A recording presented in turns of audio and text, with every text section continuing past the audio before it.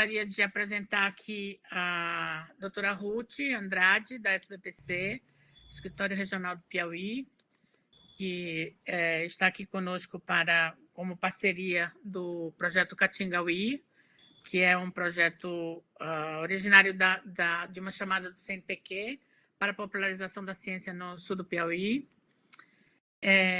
E a doutora Fátima Barbosa, que é a convidada agora à noite, que vai nos apresentar um trabalho que foi feito sobre a fauna e o homem pré-histórico na área arqueológica do Parque Nacional Serra da Capivara. Boa noite, doutora Fátima. Boa noite. Antes da senhora começar, a doutora Ruth quer falar alguma coisa? Sim, quero agradecer a você pela parceria nesse projeto de divulgação, de ter acolhido, né, a nossa ideia. Agradecer a Fátima, a professora Fátima, por ter aceito o nosso convite, né, ao Roan, que está aí pilotando a nave, e agradecer a todos que puderem aqui nos prestigiar, e que a gente tenha uma ótima noite com essa apresentação tão peculiar. Uma boa noite. Com certeza teremos, porque é um trabalho muito, muito bom e muito lindo para essa região e super útil tanto para a arqueologia quanto para o meio ambiente, né? Saber o que existia naquela época, como isso tudo tem hoje, como o que sobrou, né? Na verdade. A palavra está com a senhora, professora Fátima. Fique bem à vontade aí, na sala é sua. Eu vou fazer uma retrospectiva porque eu acho interessante enxergar a Ruth aqui, você, e hoje à tarde Fábio Albons. E tudo começou em 1986. Em 1986, eu era uma bolsista do CNPq lá na Unicamp, estudando morcegos. Aí a professora Niede estava na Unicamp naquela época, apresentando uma palestra. E eu fui assistir essa palestra e fiquei encantada e fui cumprimentá-la. Aí ela olhou para mim assim, isso em 1986. O parque tinha sido criado em 79, né?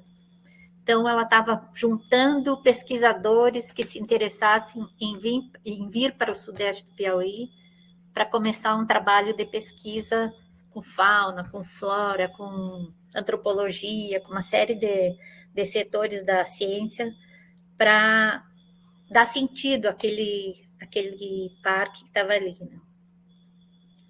Quando eu disse para ela meus parabéns, eu adorei a palestra, não sei quanto, ela disse, tu faz o quê? Eu digo assim, eu estudo morcegos. Ela disse, tu não quer estudar os morcegos lá no Piauí? Naquela época eu era jovem, tinha uns 30 anos, e 3 filhos pequenos, e sozinha em Campinas, porque minha família é do Rio Grande do Sul. Fiquei pensando, mas eu achei tão interessante a palestra dela, eu disse, eu quero conhecer o sul do Piauí, não conheço o Nordeste. Aí, em 1986 mesmo, ela me deu uma passagem e mandou eu vir para fazer essa pesquisa aqui sobre os morcegos do Parque Nacional Serra da Capivara. Eu fiz. Foi um trabalho bastante gratificante, porque eu consegui identificar 24 espécies de morcegos e com a ajuda do pessoal da Unicamp e também da Unesp de São José do Rio Preto, com Valdir Tadei. E passei o relatório, né, porque eu tinha ganho aquela viagem, passei um relatório sobre as espécies bem identificadas. E aí, então, ela gostou, eu acho que ela gostou, porque depois eu voltei para Campinas, trabalho feito, e só em 2005 eu tive vontade de vir aqui novamente. Então, já por outros motivos, mas o melhor lugar que eu havia trabalhado até então tinha sido em São Raimundo Nonato, como bióloga, porque eu sou bióloga de graduação, depois eu fiz um mestrado em zoologia lá com o professor Tales de Lema, que era um herpetólogo bem famoso naquela época. E eu digo, não, então eu vou. E quando eu cheguei aqui, a NIED me colocou para trabalhar no parque. Eu levava água para o pessoal no parque, eu levava as guariteiras. Aquilo foi de uma riqueza para mim, em 2005, que acho que eram 78 pessoas trabalhando no parque, e a maioria mulheres.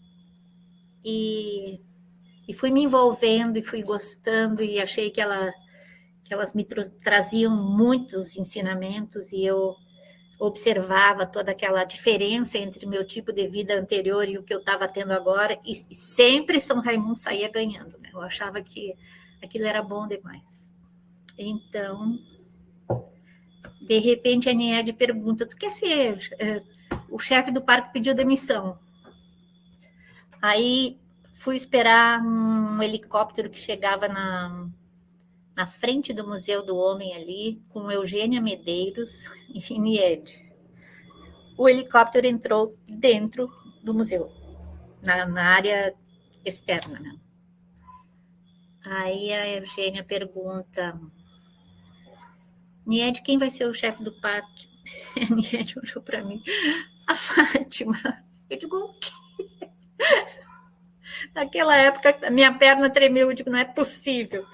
Eu digo, mas eu estava enfrentando assim, uma vida diferente, eu estava cheia de coragem de enfrentar desafios, e eu aceitei. E foi um ano que eu fiquei lá, e com muita aprendizagem. Eu agradeço a todas aquelas mulheres que me fizeram aprender muita coisa. Depois apareceu o concurso para a universidade, vou fazer. Fiz, passei. E aí, sendo professora de arqueologia, precisava fazer o doutorado. Eu digo, vou fazer. E fiz. E aí, de repente, virei arqueóloga. Tudo porque, no começo da minha vida profissional, eu fui estagiária, isso eu conto para os meus alunos, no laboratório de osteologia. Eu comecei estudando crânio de lagartixa para o pessoal da paleontologia da URGS, onde trabalhava o professor Carlos de Paula Couto. Marisa Ibarra Vieira, Maria Lúcia Teixeira, Marta Fabian, todo mundo eram orientadas do Carlos de Paula Couto. Trabalhávamos na Fundação Zoobotânica do Rio Grande do Sul, e eu era estagiária, e eu preparava os crâniozinhos para elas fazerem as dissertações de mestrado delas na Federal do Rio Grande do Sul. E esse fato, o fato de estudar e saber preparar aqueles esqueletinhos pequenos, foi o que definiu que eu passasse no concurso, porque o concurso era para quem entendesse de osteologia. E casualmente, era o que eu mais sabia fazer naquela época. Então, eu digo, pessoal, vão para os laboratórios, alunos.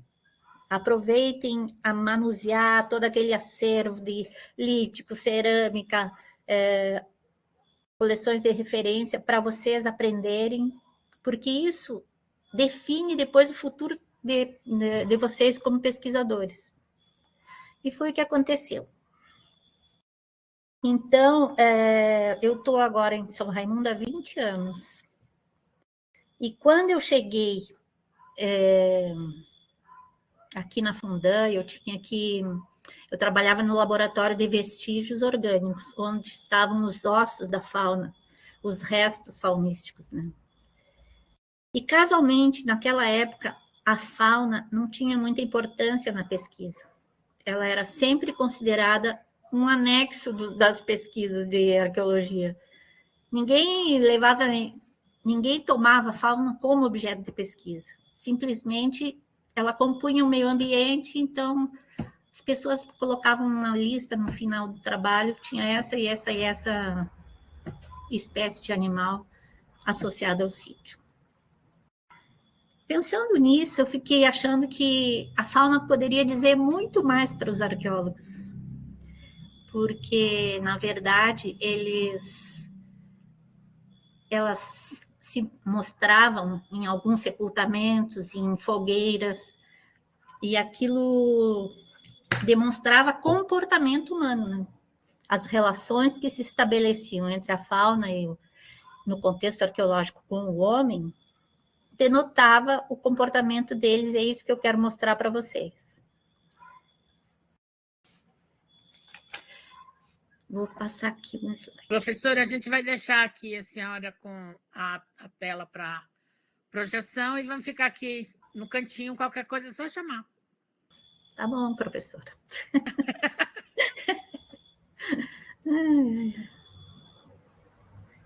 Eu começo com esse slide porque eu acho ele um dos mais lindos do mural da Pedra Furada, né? Porque aqui tem jacaré, tem vários tipos de vertebrados, então... E a minha palestrinha hoje é sobre o meu trabalho de tese, onde eu consegui fazer com que a fauna demonstrasse comportamento humano no contexto arqueológico. E não só ser um anexo nos trabalhos de pesquisa. Então, aqui tem essa onça maravilhosa, que é enorme, um painel enorme, com vários pequenos desenhos de fauna associados, que demonstra a importância que o ambiente tinha no comportamento dos homens daquela época. Eu coloquei isso aqui porque, na verdade, o especialista que estuda fauna no contexto arqueológico é um zooarqueólogo. Mas nos Estados Unidos, mas na Europa eles chamam de arqueozoólogo. Nos Estados Unidos, zooarqueólogo. Mas é a mesma coisa. O zooarqueólogo estuda o comportamento humano relacionado com a fauna, em contexto arqueológico. Então, toda vez que for estudar o acervo do contexto arqueológico e tiver restos faunísticos, quem estuda, o especialista que se dedica a isso, é um zooarqueólogo. Bom, eu vou contar a historinha para vocês sobre os sítios que eu estudei. Esses sítios foram escavados pela doutora Maria de Fátima da Luz, que é a Toca do Enoque, e o outro foi pela doutora Gisele Daltrini Felite. Eles estão localizados no Parque Nacional Serra das Confusões, e bem próximos um do outro, que é aqui, ó. Vocês podem perceber, isso aqui é na Serra das Confusões. E no meu trabalho, eu fiz também uma análise desse sítio aqui, na Toca dos Coqueiros, no Parque Nacional Serra da Capivara. Mas eu vou contar um pouco só da história principalmente da Toca do Enoque, porque a quantidade de vestígios orgânicos que esse sítio apresentou surpreendeu e superou em muito os achados da Serra da Capivara. Essa foi a pesquisadora Fátima da Luz, foi nossa colega no doutorado. Fátima é piauiense, era basicamente o braço direito da doutora Niede, fazia muitas escavações aqui na região, e por um acidente ela nos deixou, e faz muita falta a Fátima aqui. Era minha colega do doutorado. E esse é o sítio Toca do Alto da Serra do Capim, que parece uma capela sistina. Ele é todo desenhado. E para chegar aqui nessa posição, devem ter uns 4 metros de altura. O interessante desse sítio é que ele tinha, as sepulturas eram como se fossem ninhos. e tinha muito osso queimado no solo na superfície desse sítio. Interessante, esse sítio foi estudado por um são raimundense aqui, o Lucas Braga, eu acho, e também pela professora Gisele, que foi quem escavou, e a professora Ana Solari, agora uma antropóloga física que tem trabalhado com sítios, com enterramentos aqui nessa região do sudeste do Piauí. Então, para ter acesso a esse sítio, é necessário usar uma escada, porque não é possível chegar sem ajuda. E numa cova que era escavado na rocha, tinha um ninho como se fosse de pássaro, com gramíneas e um enterramento de uma criança embrulhada numa rede de fibra vegetal, cheio de acompanhamento de restos faunísticos, que vou mostrar para vocês daqui a pouco.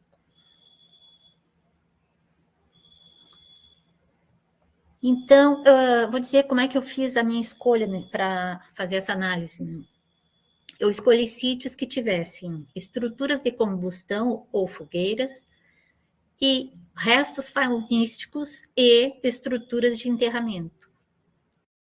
Essas eram 3 condições necessárias para fazer esse estudo. Né?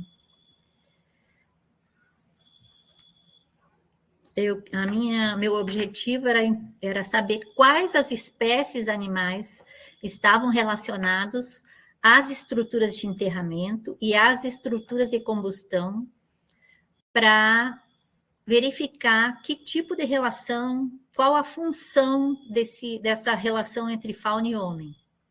Eu defini 2 tipos de funções que eu ia analisar, que era a função alimentar, a fauna que servia para alimentação, e a fauna que era utilizada como enxoval funerário.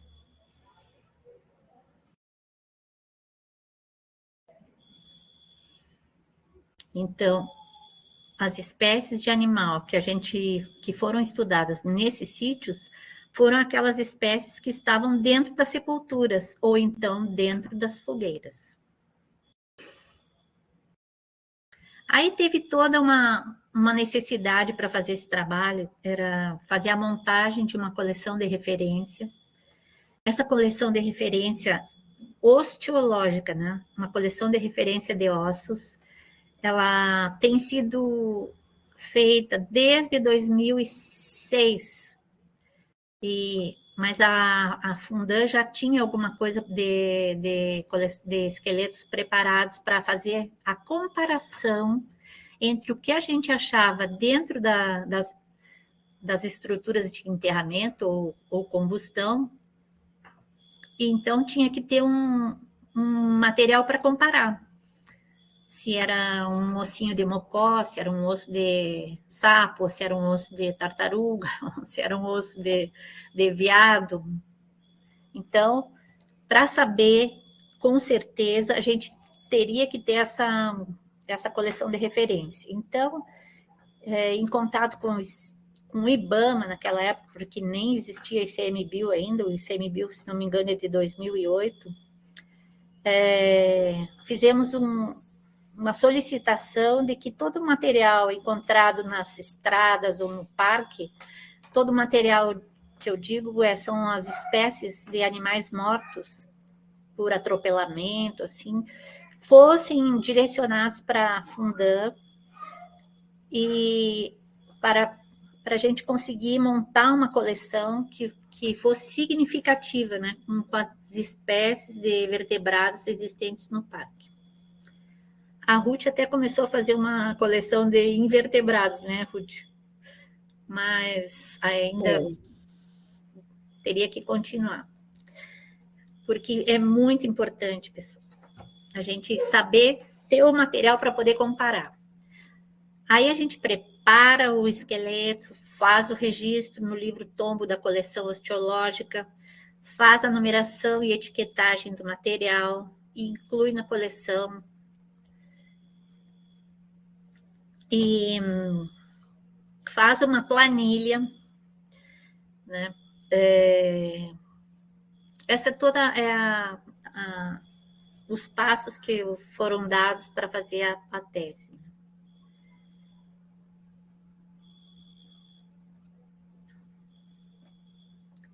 Uma coisa muito importante para quem trabalha com arqueologia é fazer a plotagem da fauna no contexto arqueológico, porque, como eu já disse, como ela não era importante, ninguém usava uma estação total para plotar um ossinho, um ossinho de uma canela de veado que estava ali dentro. Como não era humano, aquele resto não interessava como objeto de pesquisa. Só que os maiores resultados que vocês vão ver adiante são exatamente da fauna que foi plotada com estação total, porque na hora de verificar a localização certa dessa fauna, a gente percebe exatamente como ela se relaciona com os esqueletos humanos, né?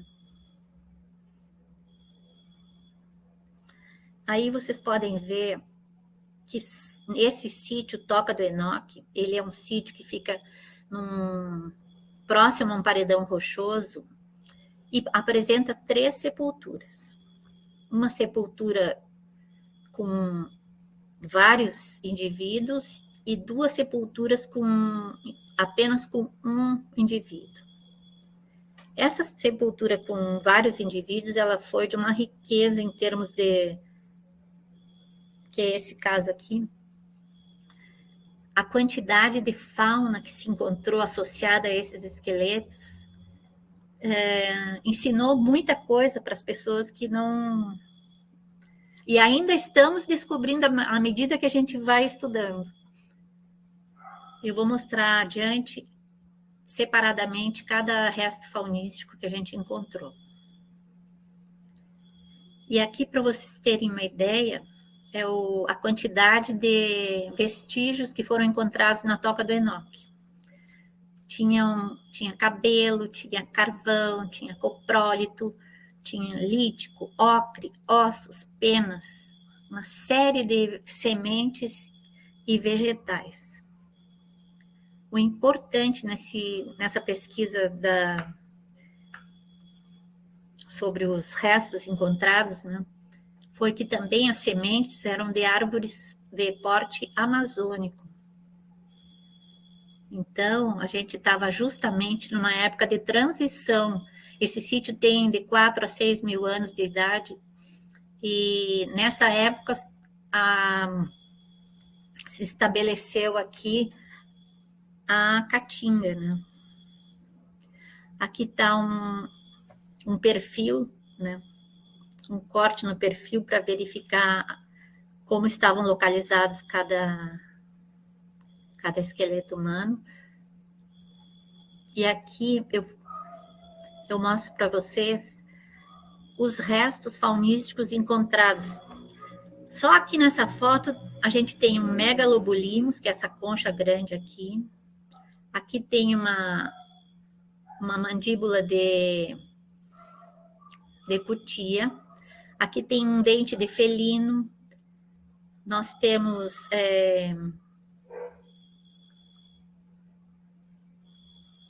os ossos metatarsos de veado. E aqui eu vou mostrar um pouquinho só de que maneira eu consegui identificar a localização desses restos faunísticos. Nesse caso aqui, nós temos as conchas, que são os megalobulimos. Agora, pessoal, nós só conseguimos plotar nessa sepultura a localização dessas conchas as que tivessem sido a sua localização retirada com uma estação total. Muita fauna não pôde ser localizada porque não foi plotada. Então, a gente perde essa informação. Então, agora eu vou colocar aqui o esqueleto e vocês vão ter ideia de como é que ele se relacionava, com qual esqueleto se relacionava, se era com criança, se era com adulto, se era com homem ou com mulher. Então, é uma série de informações que a gente pode ter à medida que for desenvolvendo um pouco mais esse tipo de pesquisa e também vendo em outros lugares como é que essas associações funcionais eram realizadas, né?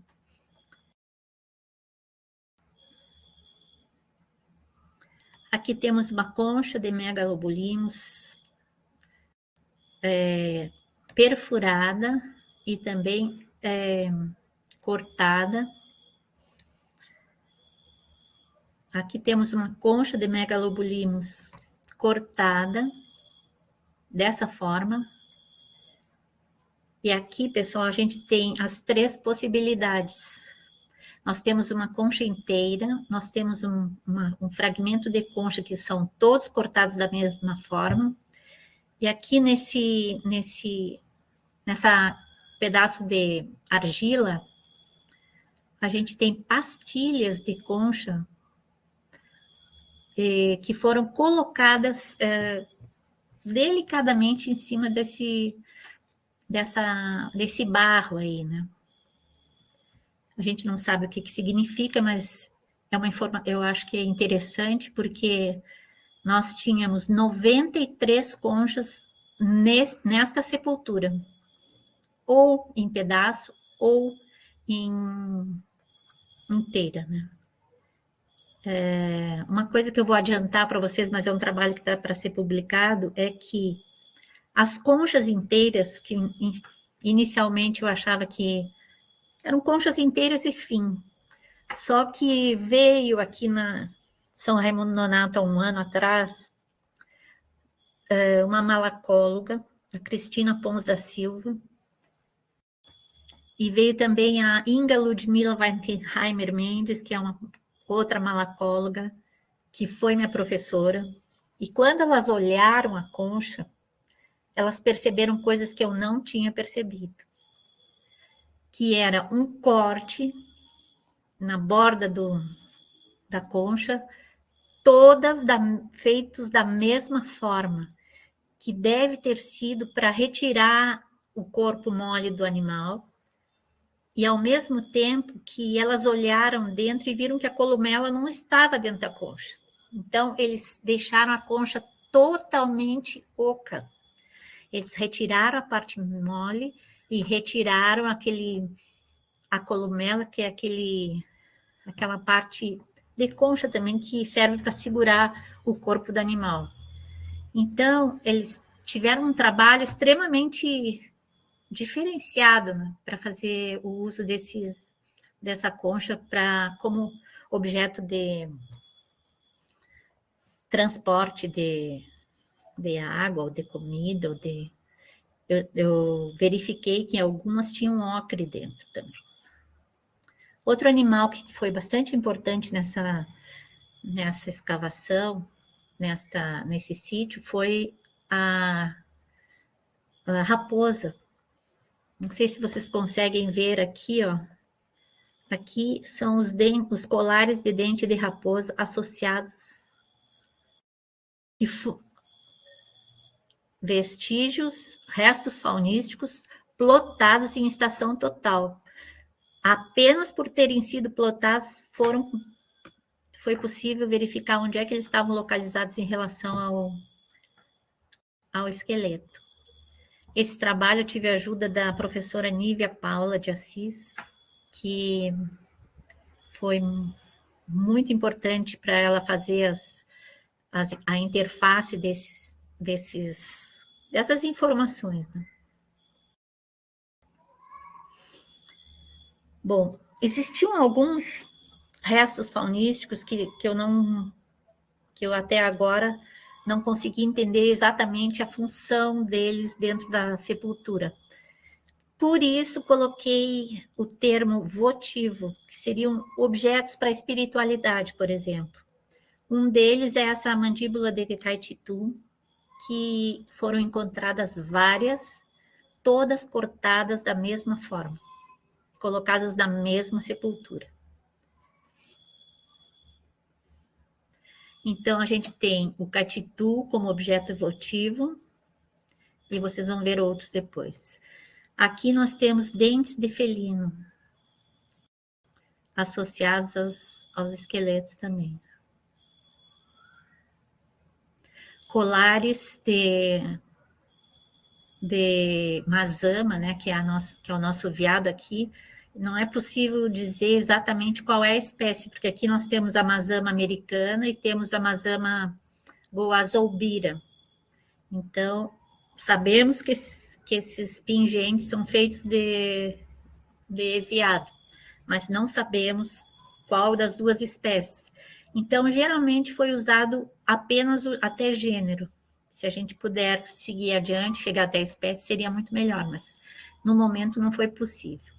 E aqui tem um pingente de casco de cágado, um mesoclemes, que foi encontrado junto com esses pingentes de veado, canela de veado. Então, pessoal, foi de uma riqueza tão grande o estudo desse enterramento, porque, como diz aqui, ó, nesse enterramento, na sepultura 2, que tinham 12 esqueletos, nós encontramos rato rabudo, nós encontramos tatu-bola, nós encontramos o catitu, a onça parda, o veado, o megalobulimos, que é a concha, leopardos, o mocó, o geoquelone, a galha, que é a preá, o dásipus, que é o tatu, dasiprocta, que é a cutia, conepatos, cerdócium taus, que é a raposa, e algumas conchas de biválvia, que são aqueles moluscos que têm 2 válvulas, né? Então, todo esse material, ele estava associado aos enterramentos.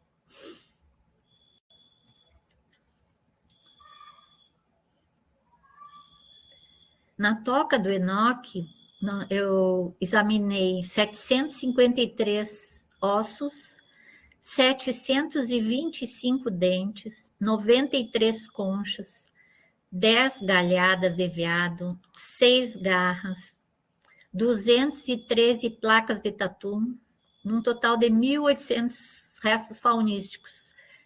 E, pasmem, a gente conseguiu identificar 1.190 restos faunísticos. Apenas 610 não foram identificados. Então, dá para ter uma ideia da comunidade faunística daquela região, né? E a importância que esses animais tinham para as comunidades daquela época, né? Aqui eu fiz uma relação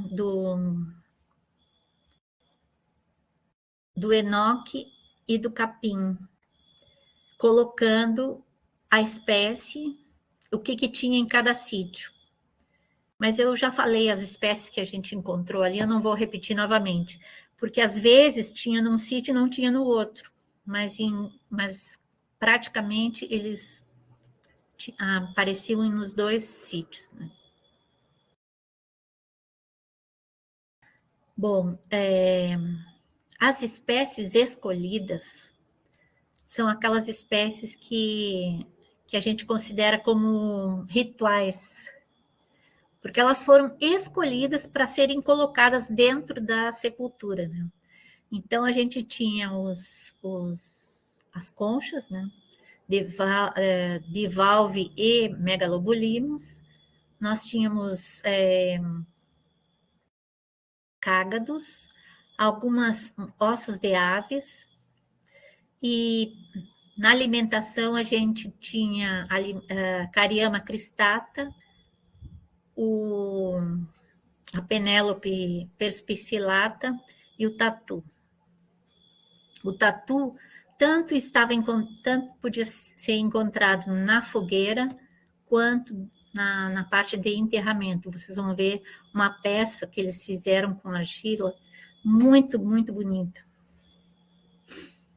Depois tinha o tatu bola, tanto estava na fogueira, quanto estava no enterramento. A raposa tanto estava no enterramento, quanto na fogueira. As duas espécies de felino, que são as maiores, né? A pantera onca e o puma concolo, que são as onças parda e pintada, elas estavam nos dois sítios, nas duas possibilidades, na possibilidade de ser considerada uma associação funcional ritual, porque ela estava junto dos esqueletos, mas também ela estava junto das fogueiras. Depois tinha o leopardos, que é a jaguatirica, tinha o caititu, o veado, a preá e a paca. Eu tenho uma coisa aqui que está em cima do meu... Não consigo ver. Bom, esse metatarso de veado, eu acho ele extremamente curioso, porque nenhum outro osso, a não ser os pingentes e as galhadas, nenhum outro osso do esqueleto do veado foi encontrado na sepultura, apenas esse. E foram 10 metatarsos de veado. Então, eu acho que ele tinha um significado simbólico aí muito grande, né? Esse é outro resto faunístico que eu considero objeto votivo, que é a galhada, né? Do veado também. A mandíbula da cutia. E esse é o que eu falei para vocês, que eu acho que é uma obra delicada do homem pré-histórico, que foi pegar argila e colocar as placas de carapaça de tatu coladas, montando talvez fosse um cachimbo, alguma coisa desse tipo. Mas é a primeira vez que eu vejo isso, nunca tinha visto, e achei muito interessante. Aqui vocês têm aquela argila com as pastilhas de concha, né? Foram encontrados dessa forma.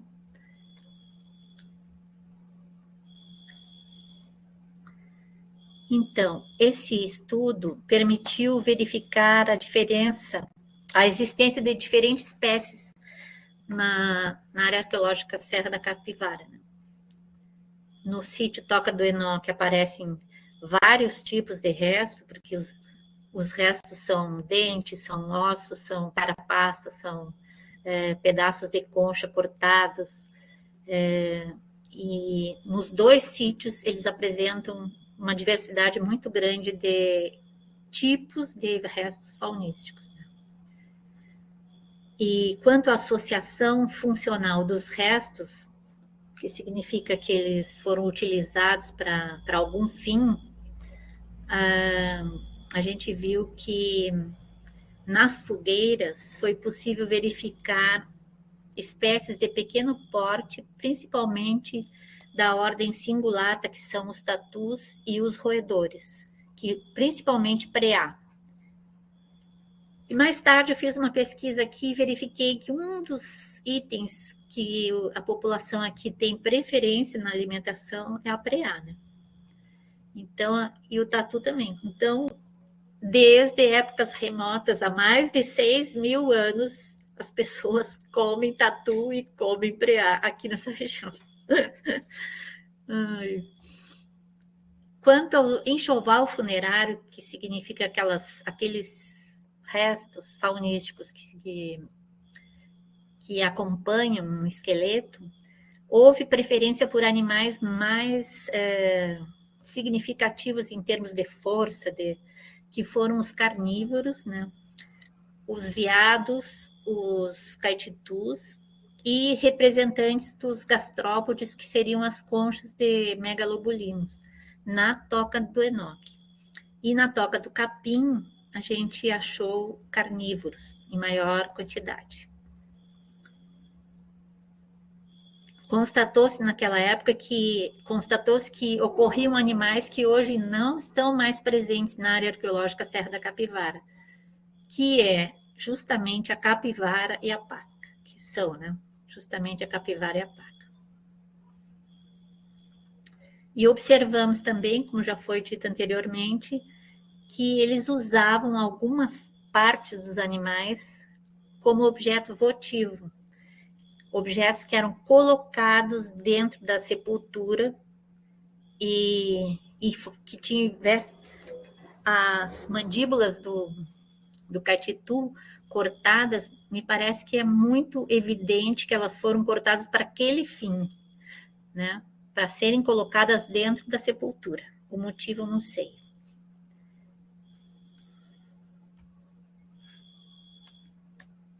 Enfim, pessoal, só para vocês terem uma ideia do tipo de informação que a fauna pode trazer para conhecimento do comportamento do homem, né? E o uso de animais para uma série de associações para alimentação e para uso em enxoval funerário.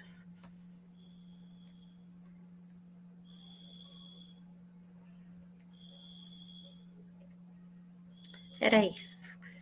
Eu espero que vocês tenham conhecido alguma coisa diferente, porque eu me encantei com esse trabalho. Eu vi a delicadeza a delicadeza do uso desses animais no enxoval funerário, e isso indica que havia uma preocupação em relação à morte. Por exemplo, os colares de dentes de raposa eram com numerosos dentes. Só nessa sepultura foram encontradas cerca de 600 dentes de raposa em colares e associados aos esqueletos. Então, a fauna e o homem sempre interagiram. Eu acho que era isso.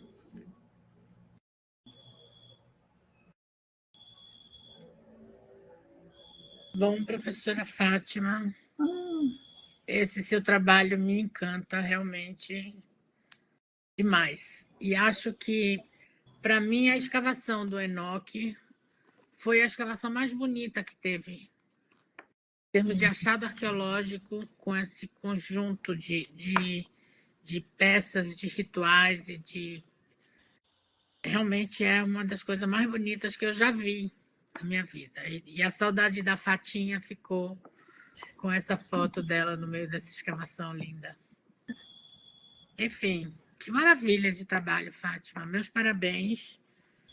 As pessoas aqui no YouTube estão dando boa noite, estão falando que bom, prazer ouvir a professora Fátima.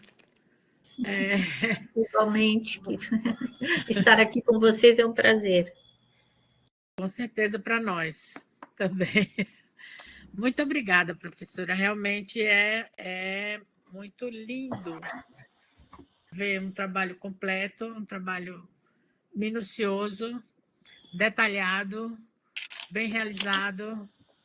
Eu acho que assim é bom para a mente, é bom para a visão, é bom para tudo ver como esse seu trabalho foi bem feito, foi bonito. E essa coisa de você entender alguns rituais e o uso dos objetos da fauna nos rituais humanos da pré-história é alguma coisa que tem uma beleza maravilhosa, além de um bom resultado em termos de compreensão de como aquele povo vivia, né? E cada vez que a gente faz um trabalho, aumenta mais um pouquinho de conhecimento, mais um pouquinho. E, olha, todos agradecendo aqui só.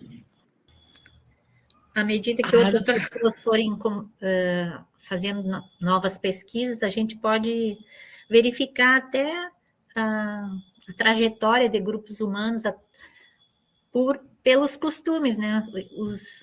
Estudando o comportamento claro, é e os importante. testes.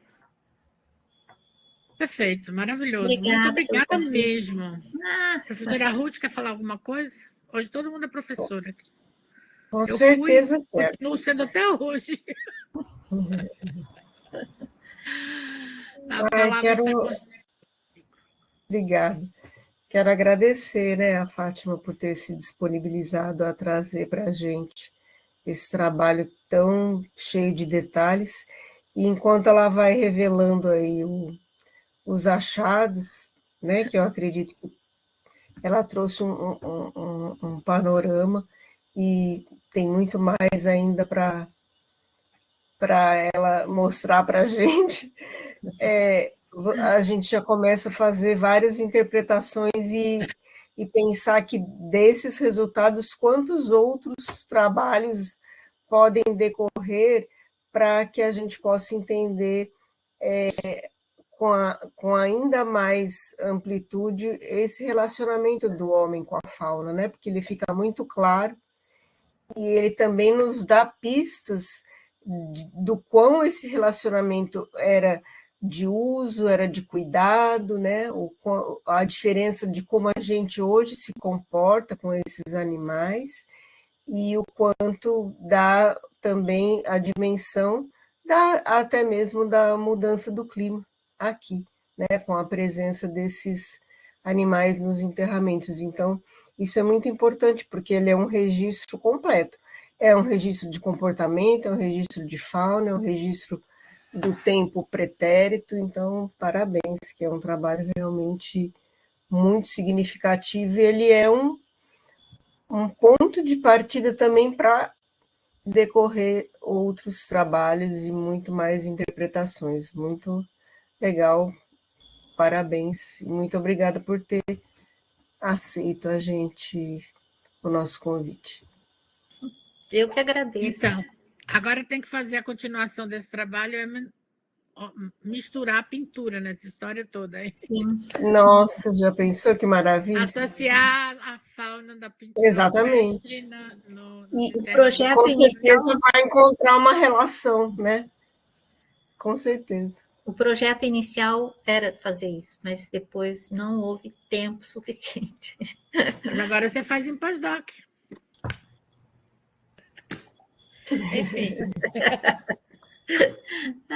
Te agradeço muito por esse presente, que vamos, né, nos apresentar isso hoje. Muito obrigada, professora Ruth, também, pela companhia, né, na parceria aqui do nosso projeto. E, enfim, espero ter mais dessas aventuras na frente, tá bom? Com certeza. Eu vou adorar, agora eu vou acompanhar os próximos. A do Fábio hoje foi muito boa, adorei. Quero ver se vem a doutora Márcia Chame, tenho que falar com a professora Conceição Lage também. Tem o Vamos ver se a Tiago gente aqui faz dos um grupo macacos todo. também. Também, seria excelente. Vamos continuar. Tá Tá bom? bom? Um grande abraço, muito obrigada a todos que estão no YouTube. Celso Chimendes, Cássia Salles, Alê, Cláudia Cunha, tem uma turma boa aqui. Acho que está também o Gregoire, o Celso Chimendes, Vitor Fontes e outros. Boa noite a todos do YouTube, boa noite, Fátima. Beijo grande. Boa noite a todos. Tchau, boa noite. Tchau.